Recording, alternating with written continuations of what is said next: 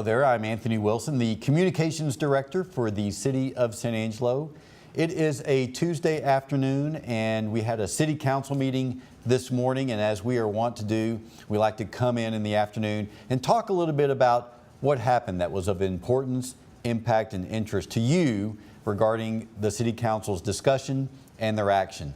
And as you well may know, water is San Angelo's and the City Council's #1 priority, but if there is a #1A priority, it is certainly streets, and we had a decision today regarding streets. So here to talk about that is our Operations Director, Shane Kelton. Shane is responsible for the maintenance and upkeep of streets in our community. Shane, thanks for being with us. Yes, sir. Thank you for having me. So tell us what the council did today in regards to streets. As far as regards to streets, when we start talking about maintenance and our reconstruction efforts and rehabilitation efforts that we're looking at across the city, one of the things that we came up with after our street study in an effort to try to facilitate and speed along some of our rehabilitation efforts was the hot-in-place asphalt recycling. Everybody kind of has nicknamed it the Benedetti machine after the people that make the machine. But what they did today, council did today, was authorize the city manager to basically negotiate and sign and approve of the buyback provision within our clause of the hot-in-place asphalt recycling machine that we purchased about 18 months ago now. So. With that, I mean, within that is, the primary reason is that it just wasn't being as effective and efficient as we really needed it to be. So talk a little bit about the asphalt recycler, what it does and how it works. The hot-in-place asphalt recycling machine basically is it's a two-component machine. It heats the asphalt back up. Gets it very pliable again, and then it runs it. It picks the hot asphalt up, mills it up, runs it back through a processing plant on the actual machine itself, adds rejuvenators back into that asphalt, and then lays it back out the backside of that of the plant, and lays down basically a new pad of asphalt, a new street of asphalt that doesn't have any cracks and things like that in it for a preservation component of it. So it really provides a smooth driving surface. I mean, it's not to be confused with road reconstruction, because that involves tearing up the road completely and rebuilding the base and then laying a driving surface on top of it.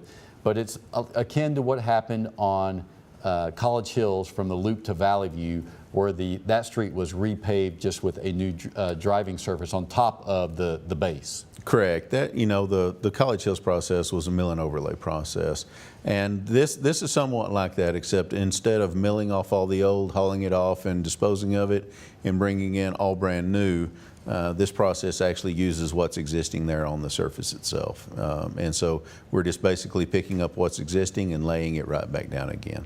So this has worked in other regions of the country, this asphalt recycler, but didn't prove a good fit with San Angelo and with San Angelo streets. Explain why that is. Correct. This is there's a lot of use kind of up in the the Mid-East area of the country where this was actually originated from. This specific company, that's where they originated from, and the process that they actually used. Much more popular up there. What we found down here is that we have a variety of different asphalt applications here within the city. We go anywhere from layer upon layer of basically just chip seal or our seal coat processes, which the asphalts vary from year to year to year. And then we have some that are a mix between traditional hot applied asphalts with seal coat on top of that.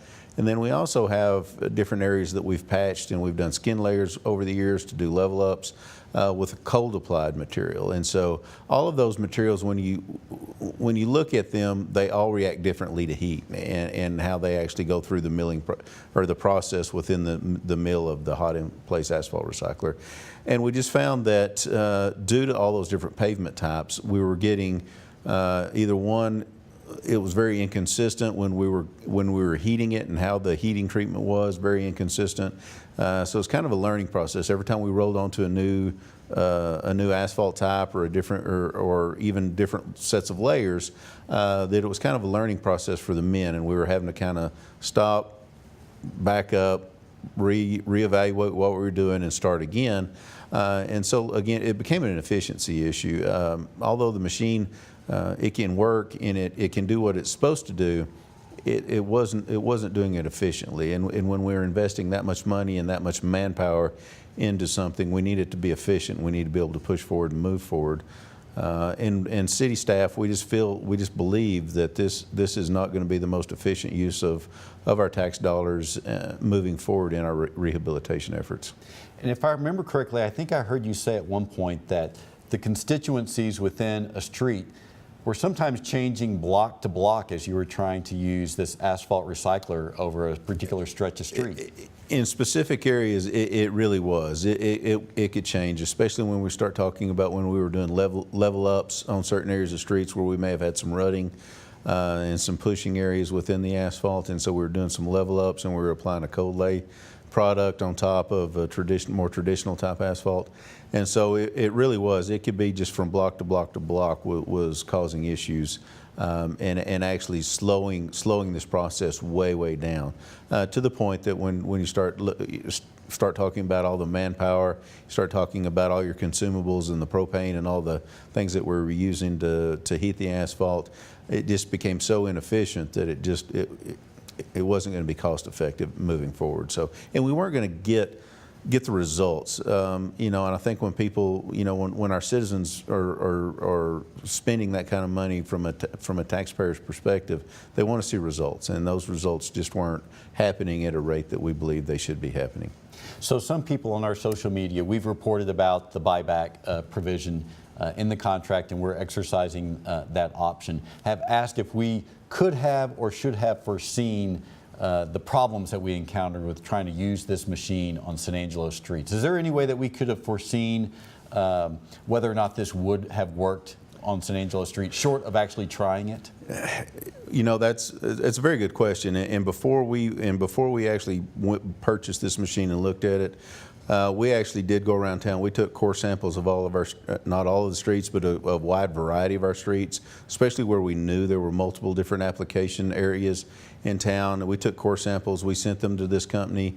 They did some basically micro processing to mimic, a larger scale of this, and everything on their end seemed to work. We traveled up to where they manufacture the machines.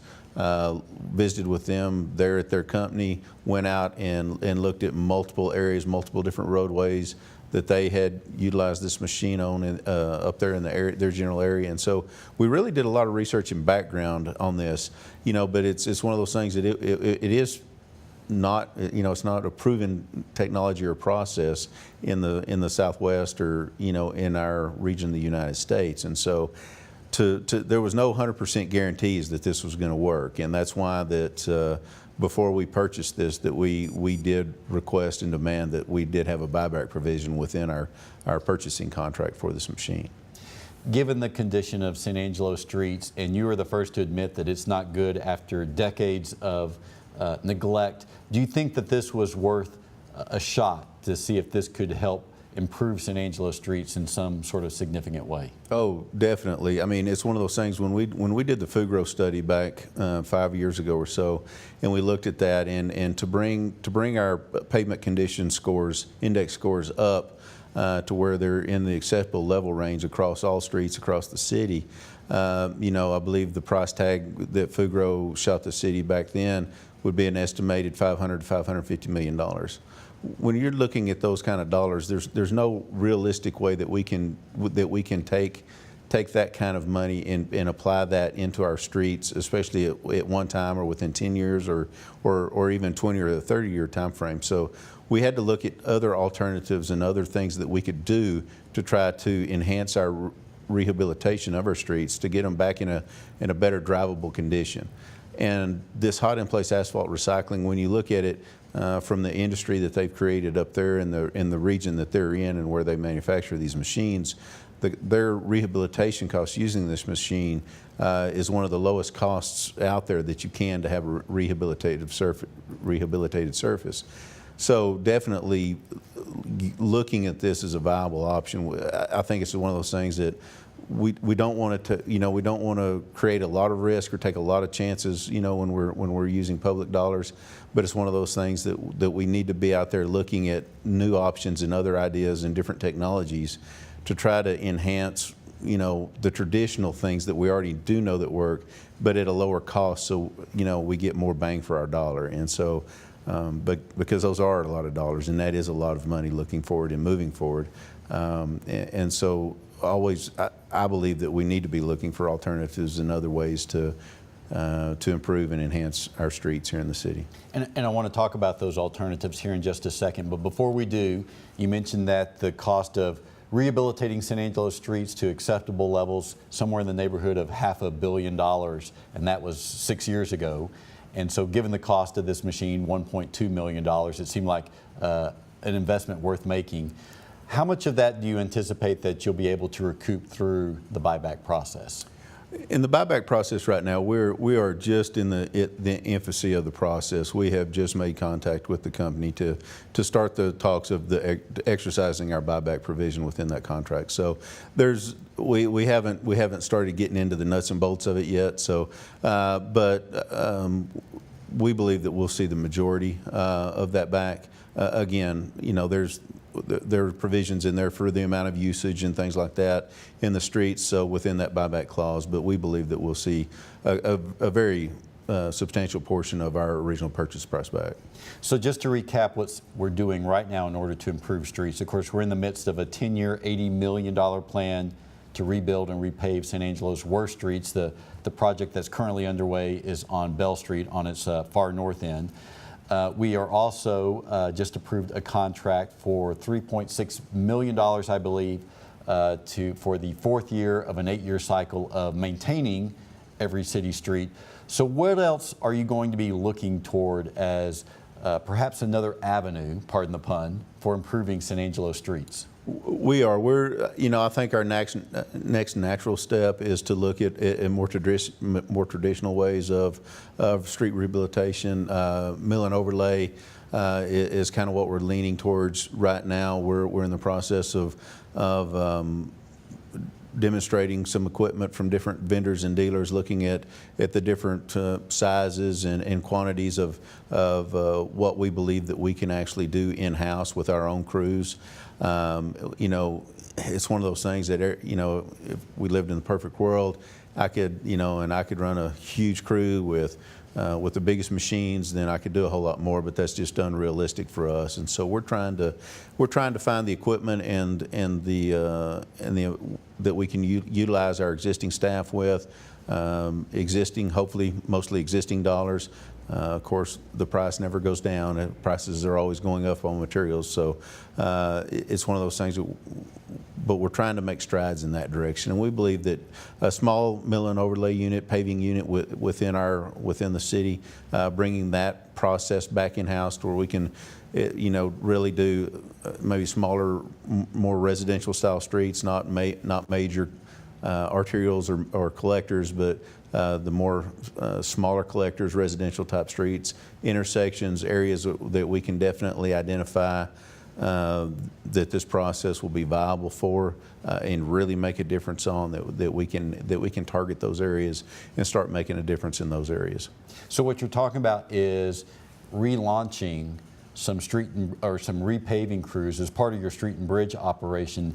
And just as a reminder, those things went away a couple of decades ago when privatization and contracting those sort of services out to a local contractor was all the rage with all levels of government. Correct. Back in the mid-90s, at the time, that was the trend. All sectors of government were moving in that trend, and that's when the city basically got rid of all of its paving crews and all of its paving equipment.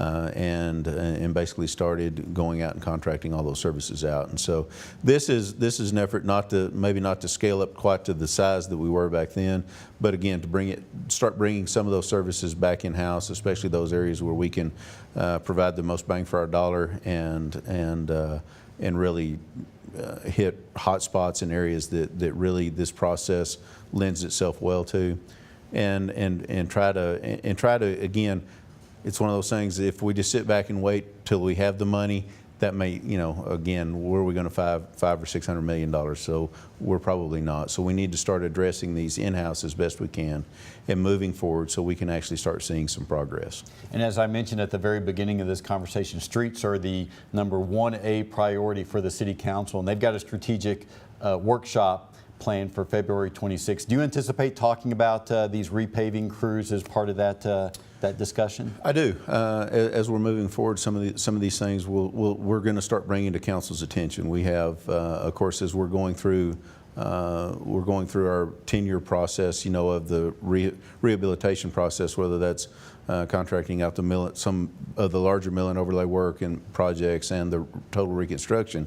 Some of those processes that we can bring in-house, we're going to start having those conversations with council and many others, but those are definitely some of those processes that we definitely believe that we can make greater strides bringing them in-house and addressing hot spots.